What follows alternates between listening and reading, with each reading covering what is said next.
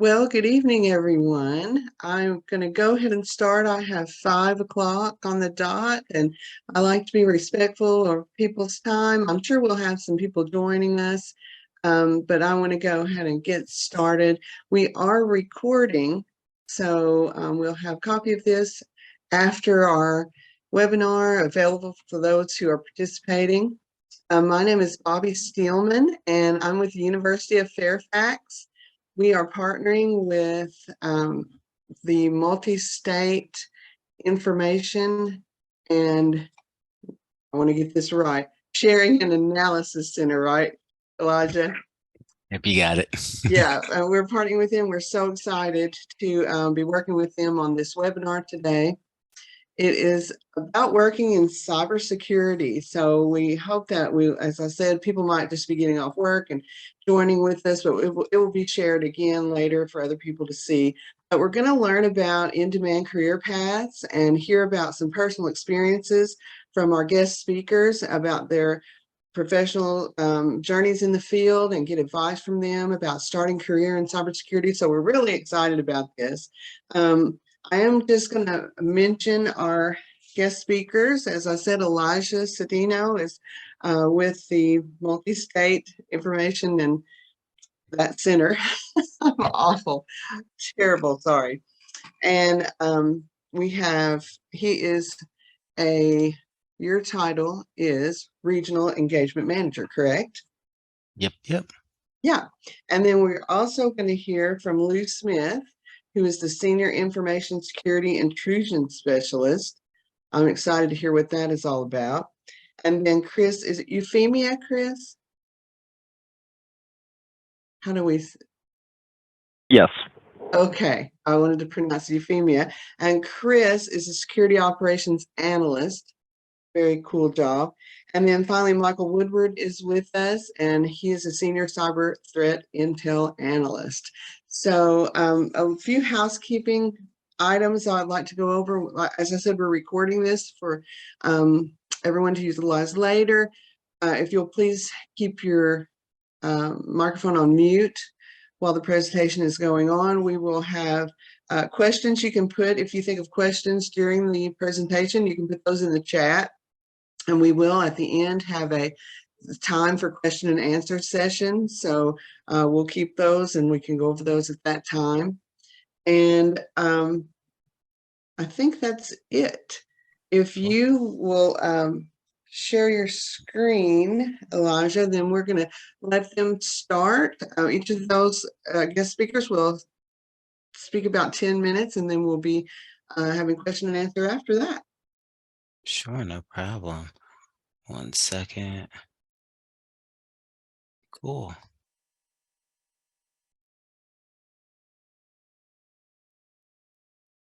Can you see my screen okay? Cool. All righty. I have to make one correction though for Chris's title. He was in the SOC and now he's a cyber threat intelligence analyst. He'll be talking about the SOC and his transition in, but I wanted to make that one correction before moving forward and then get into the introductions. So I'm starting it up. And if this goes to the next slide, cool. So my name's Elijah Cedeno. Like, who am I? Like I said, gave you my government. I am originally from Bronx, New York, but was raised in Albany, New York. You see on the right-hand side, the top picture is the Bronx, and below is the beautiful Capital Region. And what is cybersecurity to me? That's something that all the individuals who are speaking are going to address because it was a black box of mystery before really diving in to see how many opportunities that cybersecurity can offer an individual. I'm a blend of technical and non-technical. I'm trying to bolster my technical skills, but I'm leaning towards non-technical. So there is a role for everyone in cybersecurity. You don't have to have hands on keyboard, knowing how to script. There's other skills, soft skills that are prided in different ways or valued in different ways for a lot of different organizations. And why do I work in this field? I work in this field because I want to give in a way that matters. And our mission at the Center for Internet Security, or more specifically, the Multi-State Information Sharing and Analysis Center, is to bolster the security posture of state, local, tribal, and territorial entities. I'll dive into more of that gibberish that I just said later on in the slides, but let me dive a little deeper into what is my journey. Before getting into cybersecurity, I was actually brewing beer at a local brewery, relatively local to the capital region. It was Suarez Family Brewery, and it was a great opportunity, and I loved that work. During the pandemic, a lot of restaurant workers and just a lot of alcohol industry employees were affected in quite a negative fashion, but it did allow me to skill up and find things that I was curious about. So I dived deeper into cybersecurity, got a better understanding of what it is and maybe how I can fit in it. And cybersecurity, unlike many other fields, is unique in this aspect. If you learn it and you have the ability to do it, someone is willing to pay you for it. I'll dive more into hiring criteria related to my role, and the other individuals will dive deeper into that hiring criteria related to more technical roles. But just know, where there's a will, there's a way. So you see that there is some Python on the screen and a New York State Department of Labor logo. Before transitioning into the MSISEC, I worked at the Labor Department in their Trade Act, and their Trade Act is for workers who've been affected or lost their job due to foreign competition. Every state has one. And it is a valuable asset for every state in terms of dealing with affected workers. So transitioning to CIS and MSISEC was a natural progression for me personally. So what does my unit do? I won't state the name again. No, it's just MSISEC, but we are tasked to be the key resource for cyber threat prevention, protection, response, and recovery for all U.S. state, local, tribal, and territorial governments. It's really entities more so than governments. So if you can track state funding to your organization, you can be an MSISEC member. Why were we created? Well, ISECs have been around as an information sharing and analysis centers, have been around since the late 1990s. They've been a key part of our maintaining our cybersecurity posture and protecting our critical infrastructure. And the most unique part of my job is my duties. So my daily duties range widely, to be quite honest. I am a point of contact for our membership for the no-cost services that we provide. I'm also a point of contact for technical issues to get those issues resolved with the right party, or if I have the understanding myself, answer said technical issues. But the main really crux of my daily responsibilities revolve around relationship building. So having great soft skills and technical curiosity really helps me in this role. And for those who are saying, I may not be smart enough, I don't know if I'm a good fit, cybersecurity in general has a role possibly for you. You just have to give a little effort, get out your comfort zone for a bit, and be open to the opportunities that are going to be provided to you. And I travel a lot and doing presentations and working with the Department of Homeland Security, one of their branches, CISA. CISA offers or gives us our funding so MSISEC can run and provide no-cost services to SLTT organizations. And with CISA and other member groups, we do presentations to help them know that we are here to help and providing worthwhile services for these SLTT entities. So let's shift from my roles and responsibilities. You have an understanding of how I got here. What are employers looking for? So what are employers looking for? For my role, they're really looking for soft skills and a curiosity for technical knowledge. I'm not saying not having any technical understanding is going to be a part of your job. Having this technical understanding and having this enthusiasm to know more will make you better at your job, no matter how divorced from the technical troubleshooting you might be. What skill sets that I wish I had before applying to jobs? Well, this is a very certification heavy industry.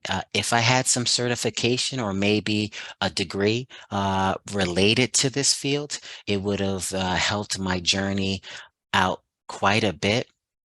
But I was able to provide enough experience and enough interest where I got this opportunity that I'm running with now. And what certifications could help my journey? It depends on your role. So if you want to be a blend of technical and non-technical, that might lead you to different certifications than someone who's wants to be in a purely technical role. I know we have a partnership with the SANS Institute that has leadership kind of more directed roles or certifications, or that could put you in a good position. But schooling in general, getting a good understanding of what resources out that are out there, and many of the free resources that are out there, is key to be successful in cybersecurity. So in terms of having a role with technical and non-technical like aspects of it, just know that with your career path, there's a lot of things you can bring to the table, and it doesn't have to be one direct route. Now that I've done talking about my experience, and you probably want to move on to the more technical aspects of this presentation. So I'm going to pass it over to Lou Smith.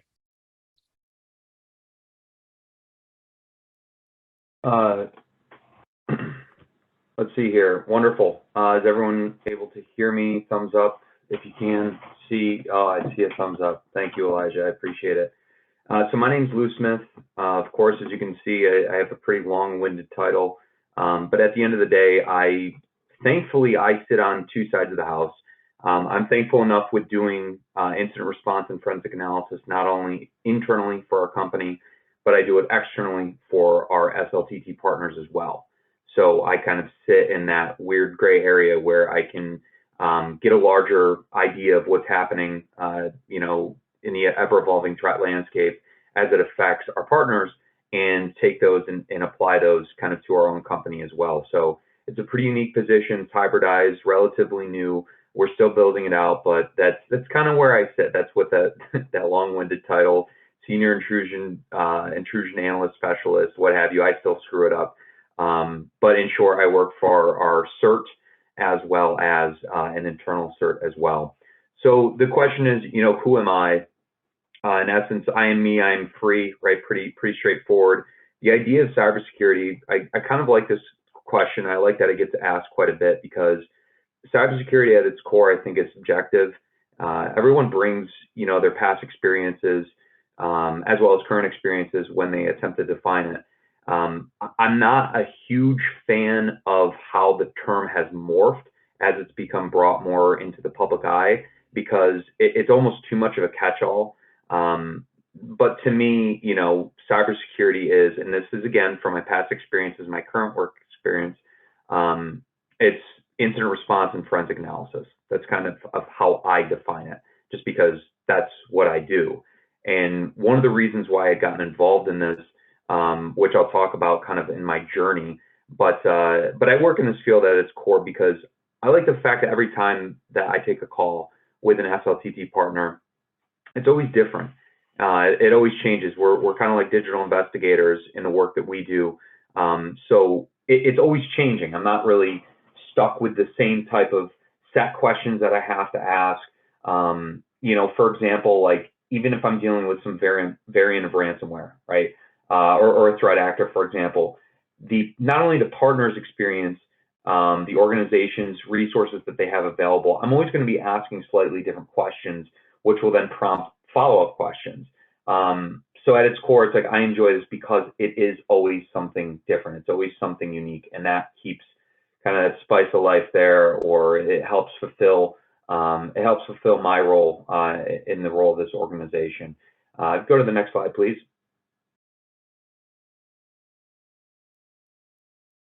Wonderful. So yeah, the interesting part of these slides, I like how that's kind of the title here, the interesting part of our slides. So my journey more or less began, I graduated from high school and I had initially attended SUNY Plattsburgh. I was a journalist major. I interviewed musicians and bands. I traveled around to various festivals, smaller shows, regional shows, you know, punk rock, rock and roll, whatever, bigger festivals. I went down to Bonnaroo with a press pass. That was amazing. And that was kind of my niche for that time frame. And then I had a professor in one of my classes. I was going to school for magazine journalism, and one of my professors, like 350, 400 level class, are like, you should not be, no one should be in this program. No one should be involved in this. Magazines are dying. And that was like really detrimental to where I was at mentally, because I really enjoyed what I was doing. I loved it. I love writing. I love talking with people. I love talking with musicians. And so that was kind of detrimental. So at that point, I had like this weird like falling out mentally, and I like kind of went back close to where I grew up. I kind of finished out my associates at Onondaga Community College. I was just kind of a broad, you know, humanities of arts type degree.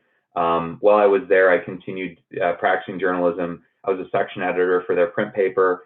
So I oversaw some staff and edited like the kind of activities, that section of the paper. I then worked in restaurants prior to going to college. I've worked in restaurants. I've done every position from management on down. So I have kind of the ins and outs, developed kind of multitasking skills, communication skills, management skills, all that great stuff. While I was working at a restaurant, I was hired at a local radio station group out of Syracuse, WOLF-FM and WMBN-FM. I did promotions and marketing there, and I did on-air work as well, which I really, really enjoyed. Kind of that localized element. I saw the value of supporting local industry, again, kind of in the same vein, always revolving around music or kind of entertainment in that regard. From there, I ended up getting hired for Turning Stone Resort and Casino. I was in events and like promotions, I guess worker at that point. And then quickly I was promoted to managing some of the nightclubs. They had opened up a brand new entertainment complex, Exit 33. I was one of the first hires there specifically for promotions, but then I was overseeing kind of the operations of those clubs. I then lateraled over into Lava, which was their Vegas style nightclubs, 2 stories, and I did that for a couple of years until I like got kind of burned out working like overnights, and it was a lot of fun. I met a lot of great people, stayed up extremely late, and just kind of, I did that thing for a bit, and then I had to get out of it. I was done. I was burned out, and I kind of had this like thing in my mind where it's like, Elijah kind of touched on it. How can I give back? What can I do from more of like a communal perspective, but still harnessing some of the interests that I have as it resolves to, kind of the problem solving and things like that. So I applied to and was accepted at UAlbany for the digital forensics program. which was brand new. I think it was I was part of like the second group of graduates. So there was a lot of growing pains with that program, but it was very fantastic. I love the opportunities that I had. I started an organization. I started a club while I was there, Digital Forensics Association. I also was part of, I had an internship with the New York State Assembly, which is great. That was some really fantastic exposure. But more importantly, I'd gotten hired as an intern with the New York State Office of Information Technology Services. That then led to a full-time position where I was hired for their, basically working for their security operations center, their CICOM, Cyber Command Center. And within that role, I got a lot of experience with how to not only wrangle incidents as they came in, but also directly supported their security or their computer emergency response team, their CERT. So that was a whole other experience that got my feet wet in that regard, because I had learned those skills when I was in college, and then directly was able to apply them, getting some of that experience.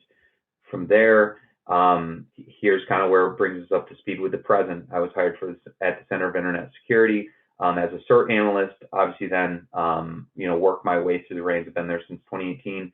I'm now a senior information security specialist, which again is a fancy way of saying I do incident response and forensic analysis externally and internally as well. If you go to the next slide, please. So was there a roles and responsibilities? Oh yeah, here we go. Awesome. So one of the things, that my unit does is we sit directly above our Security Operations Center. And when SLTT partners request assistance from CERT for a cyber incident, whether it be a ransomware outbreak, whether it's just a compromised file server, defacements, email compromises, what have you, that request initially goes into our Security Operations Center, which is what I was doing on the state side. Those requests would come in, it gets triaged, determines does this make sense for CERT to handle it, and then it gets escalated through. So we're kind of that like second or third tier level of analysis. When something's real, when we can prove that it's real, the partner says, look, I have these indicators, it's now appropriate for CERT to become involved. That's where then I come into play. Essentially, like, we handle a number, and I know I touched upon it before, but it's always something different every single time the phone rings or emails come in, and that's one of the things that I enjoy. Essentially, we were created because there was a 24/7, 365 group that was already there. The SOC was already there, and this is eyes on glass all the time, responding to alerts, doing their own triage in that regard. We were brought in, and we were kind of created to provide the more like nuanced or the deep dive into those cases. Another beauty of the work that I do with CERT is forensic analysis and incident response. It's not something that can necessarily be solved in a single phone call. Sometimes you're dealing with 5, 6, 7, 8 different captures from various devices on the network. You're going through and analyzing them, and that takes time. And then factor in a potential report into that, and you're talking like weeks at that point. So we were brought in to kind of be that second buffer, where it's the low-hanging fruit, the stuff that can be kind of handled through an initial phone call, a series of emails. The SOC can kind of handle that. CERT was kind of the investigators, right? The individuals who go in and take a little bit more time, attempt to determine root cause based off the evidence available, and things of that nature. My daily duties are pretty much everything that I just said. I don't really have a checklist. I have ongoing casework. It never ends. I don't wish that it ends. It's kind of job security for me, but it is never ending. Though that's my day to day. I'm currently handling 3 cases right now, all different entities, different parts of the United States, various entity types. K through 12, school districts, state government, more localized stuff. It's all over the board. It's very fluid in that regard, and I appreciate that. If you go to the next slide, please. So the hiring criteria, this is kind of something I wanted to key in on, because I know that our audience is these are some of the different questions I'm sure that are going to come up. I have a firm belief, just from my perspective, because I've been part of that hiring process for CERT, and I've also been part of that like acceptance process at the state side and on CERT for like internships, for example. And I believe it's kind of split between college, you know, colleges and degree type experience, but also certifications and, more importantly, previous experience as well. But this also includes personality, problem solving skills, and obviously the hands-on technical element as well. One thing that I really like to drive home is I've worked with some very like highly intelligent folks, and when I got involved in the field, because incident response is such a highly specific niche, the people who were doing it were older and they came from other parts of cyber, if you will. Network administrators, sysadmins, IT help desk, for example. They all did kind of the broader stuff and then specialized in this. I came at it from a different perspective. I was looking to get involved in highly specialized type of work, which is not how it's done, but I did it. So the one thing I want to say, especially to college students, is I know it sounds like super boring, and the last thing you want to do on like a Thursday or Friday night is like work at the IT help desk or whatever and teach people how to like find their printers and all that stuff. But I'll tell you right now, some of the best people that I've worked with in this field, they have IT help desk experience and they were very good at it. And what that does is it gives you intimate knowledge of the OS.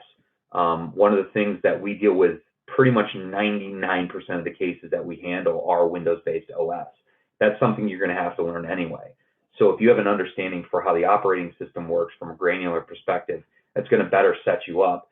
And that's one of the other things that I wanted to talk about is, you know, this field now is, it's not that it's saturated, but it is flooded. It's been a hot field for a number of years now, but now even more, it's becoming more into the public eye and people are getting involved. So the one piece of unsolicited advice that I give to people, you know, students that are going through this right now and they want to get involved in the field is you have to find out ways to separate yourself from some of these other applicants, because there's a ton of applicants. They go through the programs. They think just because I'm getting a degree in cyber means I'm going to be paid $80,000 out of college. That might be the case if you want to do like, if you don't want to get involved in technical stuff or whatever. Like, I'm not saying that that's the harsh reality, but like, if you can do things to invest in your future, and if it involves you doing something that's not necessarily super fun, take advantage of those situations. Like 110% of the time, do it. Get involved in clubs. Again, not something you probably want to do on a Wednesday night, right? Or on a Thursday. Just trust me, get involved, do what you can, soak in as much as you can, ask questions. And as far as like skills that I wish that I had, I was not the greatest in coding prior to getting involved. And that is something that I wish that I had. Is it something that I use on a daily basis? Absolutely not. I just think it's a very interesting skill set for those that are serious about this. Again, I know I mentioned like IT help desk work, involved, volunteer, see if you can get paid, whatever, make a couple bucks on the side. Learn PowerShell. PowerShell is something that's native to Windows OS and it's updated constantly. There are thousands and thousands of commandlets. It's a very useful tool, and understanding not only how it works, but how threat actors can then leverage it will also, again, another skill set thing that'll set you ahead of some other folks as well. Certifications are pretty straightforward. There's obviously like CompTIA, there's SANS. SANS is industry recognized. I have I have a handful of those under my belt. I've like the pen testing one. I have a certified Windows forensic examiner. That's kind of the Windows OS one. But you know, certifications in some ways can carry more weight than a degree. But again, if you are able to fuse all those together, your college degree, your practical experience that you have, any projects, things of that nature, previous work experience, and then certs, look into some low-level certs. No one's going to frown upon like a GSEC, for example, which is like the SANS kind of introductory courses. It's the effort. That's what I think is huge. Again, there's this kind of expectation that just because you're in this field, you're going to get this. No, because you're going to get people like me like, no. I want to see what's real. That's one of the other things too, and this is kind of my final point here. As far as criteria is concerned, a lot of times there's kind of this misnomer that like you are like cyber is all encompassing. Like you need to breathe and sweat and, you know, expel cyber. I don't want that. When I'm hiring people, like I want to know who you are, what makes you tick, what's your personality. I don't need a robot. I need somebody that I can work alongside in a very long-winded investigation that I don't want to throw out a window, and have the ability to communicate with folks. So that's also extremely important. You know, in the immortal words of Chuck Palahniuk via Tyler Durden, you know, you're not your job. You're not how much money you have in the bank. You're not the car you drive. You're not the contents of your wallet. You're not your khakis. I want to know who you are. If I'm hiring you, like, keep that in mind as well. You don't have to completely envelope yourself. Let your personality shine through. And that oftentimes, if you get the right people that are hiring, or you get in front of the right manager, like, they recognize that. And in this field, there are a lot of really interesting, original and odd folks that you're going to run into, and they often will see that kind of in some of these applicants as well. So that's all I have to say, you know, on this subject. But hopefully, folks got some questions when we come to the end of this. So, Elijah, I think that's all for me on this end.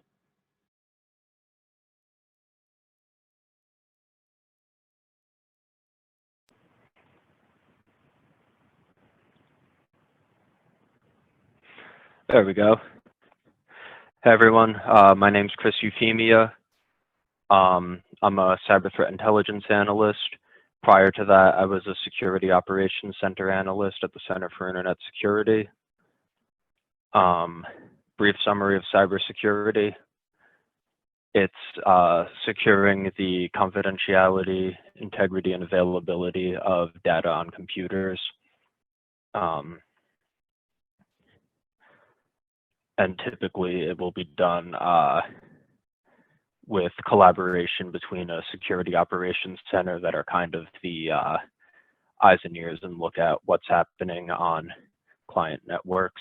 An incident response team like Lou that will respond to incidents that the SOC detects, and then a threat intel team that kind of has a high-level overview of trends in the field. As far as why I work in this field, I find the work very satisfying. I love the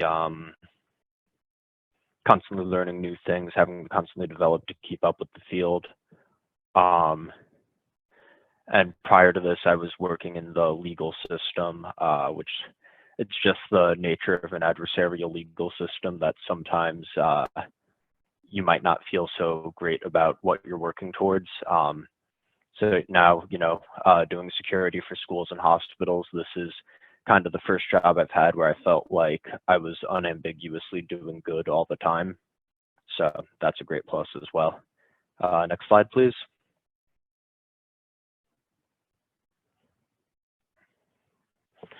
All right, so my journey, I graduated in 2014 from SUNY Geneseo with a degree in philosophy. I picked philosophy because I wanted to go to law school originally. Unfortunately, I was not a very good student. I had about a 2.7 GPA, so I did not get into law school. And if you can believe it, the local philosophy factory was also not hiring. So that left me in a bit of a conundrum. I ended up getting a job with a criminal intelligence analysis unit, doing intelligence work for court cases, because I still wanted to be close to the legal system. So I was doing that for about 2.5 years. And one of the primary tasks there, I would often be assigned data entry work for like financial fraud cases. I would have to process huge spreadsheets of financial transactions and things like that.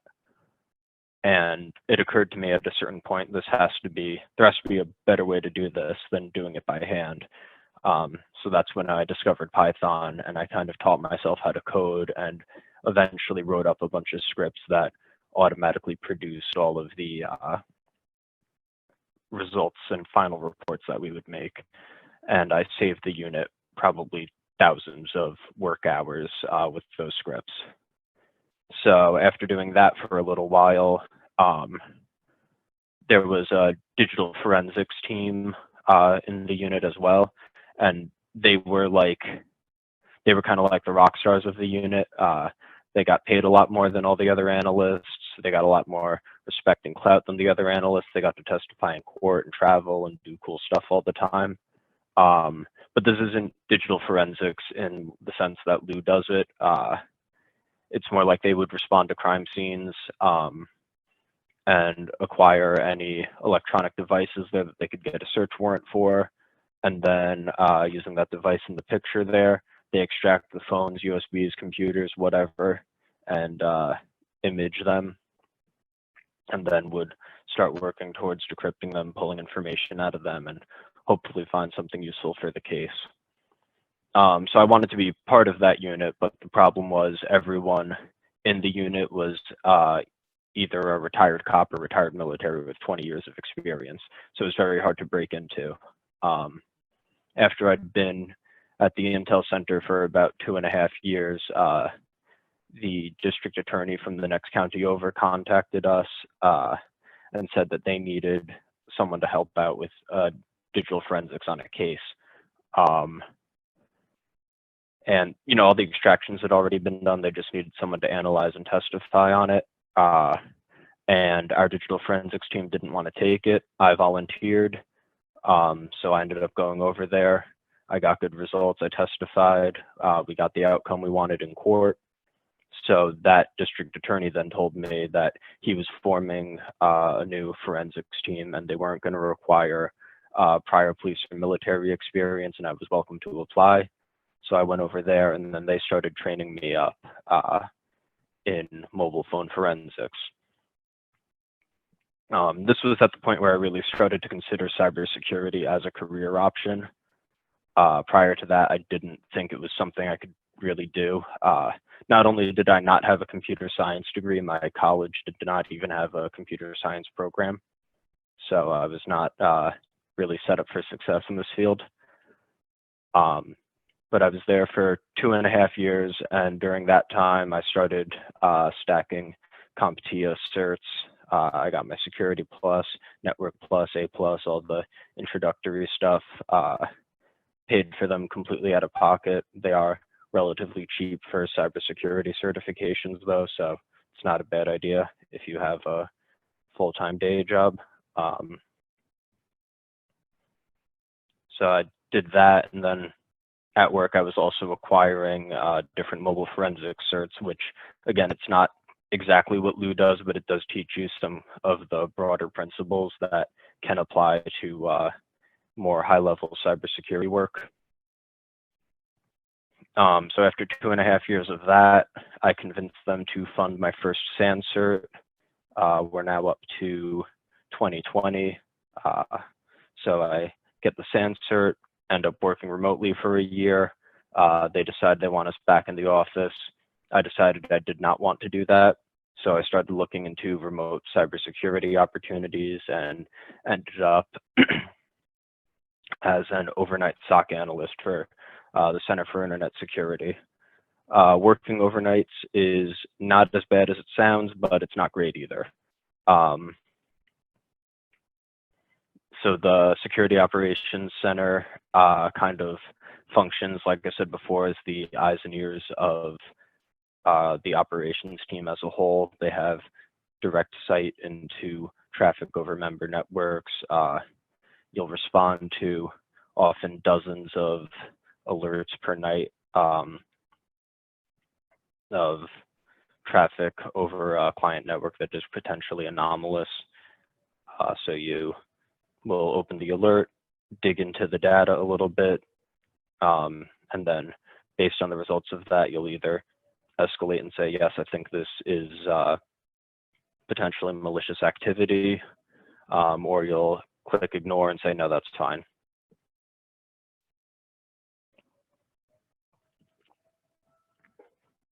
As far as why the Security Operations Center was created. Can you go back? Thank you. As far as why it was created, to have visibility on member networks, because otherwise Lou would just be sitting around waiting for someone to call and say, hey, our whole network just got ransomwared, and adversaries can often be on a network for months or even years before major activity like that happens that a user would notice. So we're kind of the first line of defense where we try to detect things right away. We can go on to the next slide now.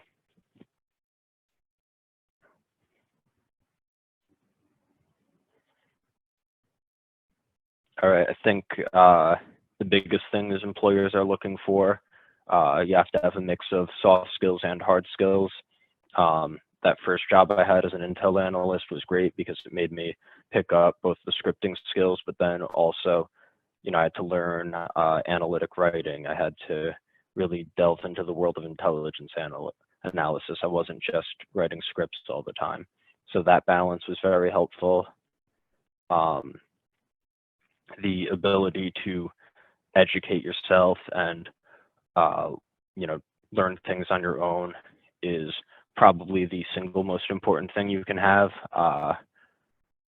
because, you know, something new will come out and there won't even be classes on it. You just kind of, you might have to figure stuff out for yourself sometime. And then the other thing that always stands out for me when we're reviewing applicants is personal projects. You know, if you participate in capture the flag events or build something cool, have some kind of home server lab, anything like that, throw that on your resume under projects and let us know. You know, even if you didn't necessarily get paid for it, you do have some hands-on experience, you do have real applicable skills. As far as skills or experience that I wish I had, I wish I had gotten the computer science degree.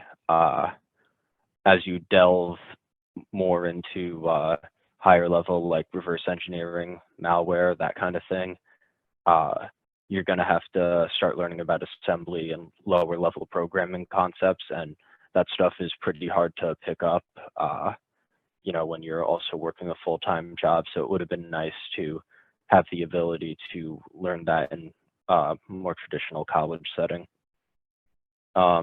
The other thing I would have considered if I could go back in time is getting that military experience, you know, maybe through the National Guard or something, join one of their cybersecurity teams.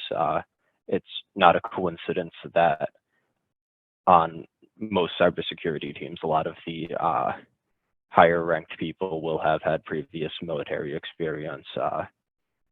We turn out a lot of talent there. As far as what certifications helped me, I got the SANS GSEC, the CompTIA Security Plus, and the Network Plus. I think those were the three big turning points for me. I've since accumulated other SANS certifications. SANS classes are great. The material is incredibly dense, and there's a reason it's so widely recognized in the industry. That said, it is about $9,000 a class, so hold off on the SANS classes until you get your employer to pay for it. If you're going to pursue something on your own, I think definitely go the CompTIA route. Those are a little more affordable, around $300 when I did it, so that's what I would recommend. Next slide.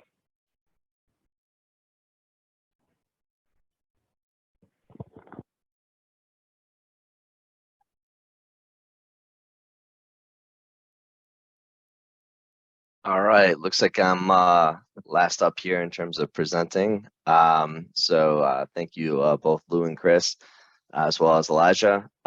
So who am I? So I'm Mike Woodward. I'm a senior cyber threat intelligence analyst at the Center for Internet Security, working within the Multi-State Information Sharing Analysis Center, looking to proactively protect and defend the nation's state and local, tribal and territorial government networks. I've been in this position, or I've been on the cyber threat intelligence team for a little over 4 years. In terms of just, my background, where I'm from, I'm originally from Syracuse, New York, which is upstate New York. Now live around Albany, where our headquarters is, even though, since the pandemic, we don't really go into the office too often, but I did make a home for myself around here. So upstate New York, born and bred. In terms of what is cybersecurity, I think what I kind of find interesting is when I talk to people and they ask me what I do, and they hear cybersecurity, immediately their mind goes to, oh, so you can hack, or do you hack? Like, what do you hack? It's like, that's part of it. Like, there are pen testers, there are red teamers out there. There is Cyber Command for the United States that is actively going after our adversaries. But that sort of romantic view of cybersecurity as being just everyone's a hacker or hacking this is just kind of the Hollywood version of it, although it is an important subfield within cybersecurity itself. So, in learning more about cybersecurity, what you realize is that you have cybersecurity as a whole, which, as Chris mentioned, is, protecting the confidentiality, integrity, and availability of data and networks. But within cybersecurity, you have all your subfields. And so that's kind of what we're talking about today. Starting with Elijah from stakeholder engagement, the forward-facing, public-facing portion of our company that works with our stakeholders. Lou, who does instant response when things go wrong. State and locals have someone to call.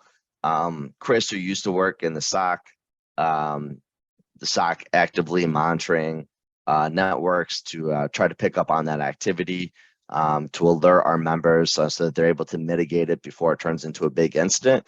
And then cyber threat intelligence, really looking across all of these various portions of our operations, looking for the trends, looking to inform our stakeholders, our state and local governments of the cyber threat landscape in order so that they can better defend their networks. And so why do I work in this field? That's a lot of the reasons you've heard.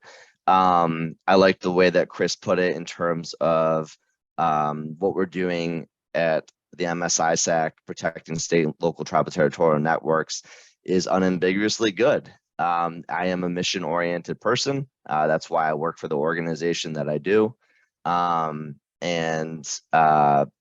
It does change on a daily basis. There may be new vulnerabilities that are discovered. There could be a new cyber threat actor that arises. There could be tactics, techniques, and procedures that are used more often against networks that need to the information needs to be provided to our stakeholders so that they know better about it. So it's changing on a daily basis. I'm mission oriented. I feel like I'm working for a company that has an admirable mission. And it's interesting. I mean, I really do find it incredibly interesting. I'll get a little bit into that on my journey. And so, as you heard from my colleagues, the common theme is that none of us have a computer science degree. None of us have a cybersecurity degree. That doesn't mean that I wouldn't recommend someone goes and gets that computer science degree or that cybersecurity degree. It just happens to be that people find different paths into cybersecurity. So what did I study? It's right here on the slide. I studied history as an undergrad. I was always fascinated in how modern civilizations got to the point of where we're at. I took history classes in all sorts of regions, whether it be American history, South American history. I took an African history class, East Asia, Middle East, Europe, you name a region of the world. I studied a portion of it in certain specific time ranges. And what that did for me is that I have a pretty good understanding of how we've gotten to where we are as a global society. And that kind of informed later on other portions of my education. But in being a history major, I really was just a history major because I was interested in history. There was part of me that thought maybe I'd be a college professor one day, or maybe I would take the law school route, or maybe hop into government right away. When I graduated, it was undergrad, it was around 2011, only a couple of years after the financial crisis of 2008. So great jobs weren't necessarily plentiful, especially not in Syracuse, New York. It's not exactly the, economic, it's not exactly the economic utopia of the New York State or the United States. But what I did was I was working random jobs, odd jobs. I was worked at UPS for a little bit. I worked at call center. I worked at a alarm company. And then eventually the job that kind of changed my trajectory was I worked for a defense contractor. And what this defense contractor does is that they provide foreign language learning online for special operations command units as well as Air Force units. And so I did some help desk support. I did some analytical roles for them, some admin stuff. But really the importance of having that job was interacting with the warfighters, interacting with those people that are tasked with protecting this country. And as I would communicate with these people, I thought, I would rather be on the other side of this, where I'm looking to help protect this nation, help protect our critical infrastructure from all sorts of adversaries that we have. And so I knew I needed to make a change. So I took some classes at Syracuse University in international security, some other international affairs classes. I took international political economy. Knew that I liked it, knew that I wanted to get a graduate degree. Decided to get out of Syracuse. So Albany is New York's capital. So I did a program at the University of Albany. It's the Rockefeller College of Public Affairs and Policy. My graduate degree is in international affairs, and my concentration was in global and homeland security. And so to this point on this journey, you haven't heard cybersecurity, and really I didn't consider it for the longest time. But what was made available at my graduate program was that you could get a graduate certificate in cybersecurity. And all you really needed to do was take a couple cybersecurity courses mixed in with your other international affairs courses. You could get the certificate. So I was working an internship between my first and second years. It was more of a emergency management, first responders, helping out first responders type of position, which in itself was admirable, but I wasn't terribly interested in it. So I knew that this graduate certificate was available. I found myself spending more and more time looking at the cybersecurity marketplace. I saw that there's a lot of unfilled jobs. Even to today, I think it's upwards of 1 million unfilled jobs in the field. Salary is pretty high. But the important part was, would I like it? If I wanted to chase money, I could go work at Wall Street. But it was, would I be interested in this field as well? So I took a couple cybersecurity courses, an overview course, and one specifically in cyber threat intelligence. I also was taking some intelligence analysis courses. And all of my studies, all my papers, I was starting to write with a cybersecurity bent on it.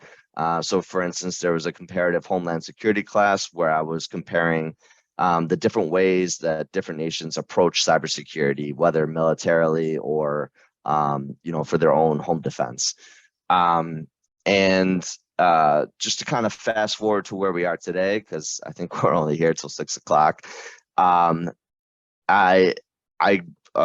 professor at Rockefeller College was the manager of the Intel team at the time. Applied to the position. I was very green as an analyst and as a cybersecurity professional, but she took a chance on me. And here I am 4 years later in the role.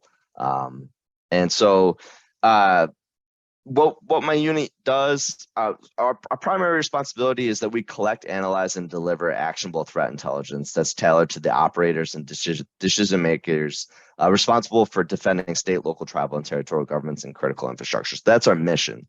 So how do we do that? We're taking the various information that's coming in, whether it be from the SOC, whether it be from CERT, whether it be from our federal partners, industry vendors, and we're looking to analyze that information and disseminate it out to our customers, whether it be in a report, a threat briefing. I provided a threat briefing earlier today, or if we also take indicators of compromise, malicious domains, malicious IP addresses, hash values, and we look to push those out to our membership as well. And so we're kind of the nexus point of operations working in between these teams. But like I said, it looks like we're getting towards the end of the hour, so I'm just going to flip to the last slide here. I don't have a ton to add that my fellow colleagues didn't already touch on. I will say that I've been involved in interview processes recently for our interns and for analysts. And what you will notice, and it's something that Lou alluded to, is that you will see resumes that look very, very similar. And so there are things that are great to do, like having an information security degree, important. Having internships, also important. Showing your practical skills, doing the professional training, the certs, all great things. In the end, to me, it comes down to that interview. And a couple things I want to know is, are you enthusiastic about the job? Are you hungry to learn more? And will you be a good fit on our team? Are you someone that's going to work well with everyone?